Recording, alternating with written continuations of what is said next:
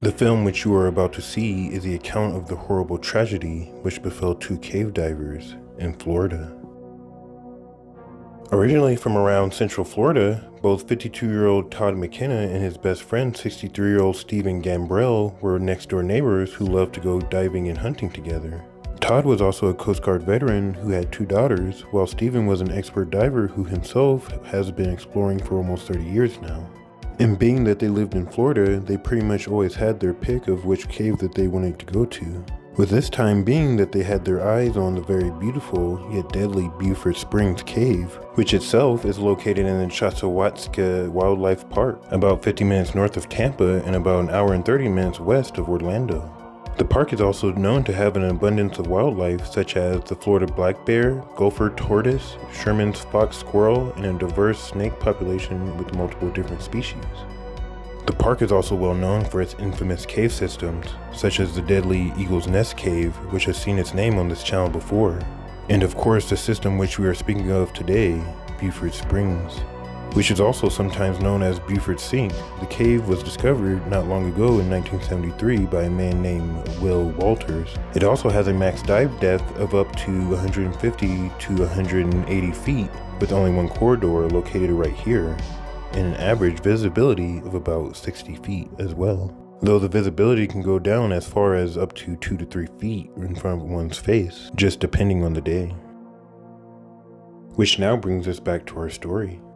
On the fateful day of June 22nd, 2022, our two friends woke up extra early, ate breakfast, and met each other in the front of their yards.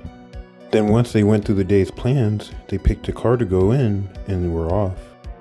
When they arrived at the springs at about 11 a.m., they were greeted by a group of 3 teenage boys who were already playing in the surrounding forest. And noticing that Todd and Stephen were both getting dressed to cave dive, the teens became intrigued and began asking questions about the sport. Then after a brief moment of talking and answering questions, both Todd and Stephen finished up their safety checks and began heading into the water to begin their adventure, while the boys went back to exploring in the surrounding tree line. As Todd and Stephen were descending down into the cave, everything was going well and they stayed down for about half an hour before deciding to head back up to the surface together. Then when they made it back to the top, they decided to stay in the water as they discussed their next move. They were both trying to see if they should go back down for a second dive and whether or not they had enough air in their tanks to safely make it at least midway down and back out again. And they were trying their best to also take their age into consideration, as it would take their toll on their lungs. Though knowing their experience and having the utmost trust in their equipment, even though one of the men also believed that they had a slow leak in their tank, the two stayed in the water, put back on their headgear, and dove back down for their second voyage. Then as the two men went back down, everything was fine at first. Well, that was until about 10 minutes into their journey, as both men would begin feeling the pressures of their low air gauge.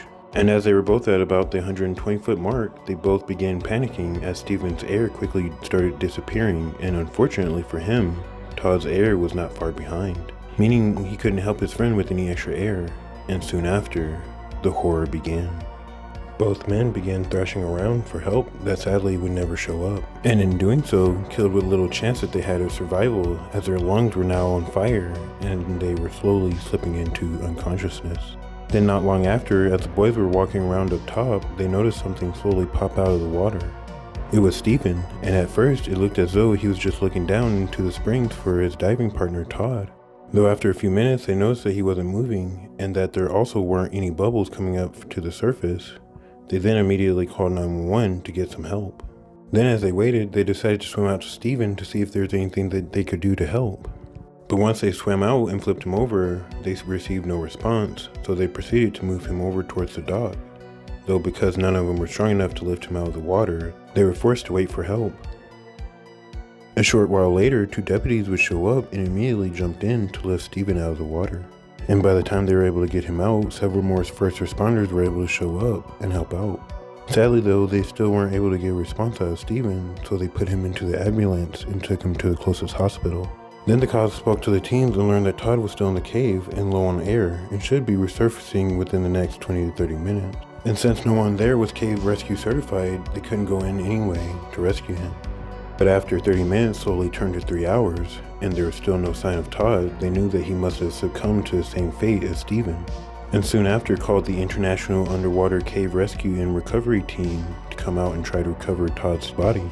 By the time they were finally able to fly out though, it was already the next day and a full 24 hours since the incident had occurred.